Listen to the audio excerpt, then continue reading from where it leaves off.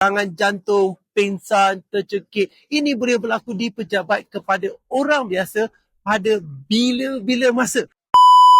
Salam hormat kepada owner syarikat, kepada HR manager, person in charge of training, pihak pengurusan. Saya faham bajet training ini terhad. Banyak kemahiran lain yang perlu didahulukan. Sales training, leadership training, KPI, technical skill. Semua ni training wajib. CPR selalunya diletakkan senarai paling bawah dan ada tempat ada dalam senarai langsung. Kenapa? Sebab dianggap jarang berlaku.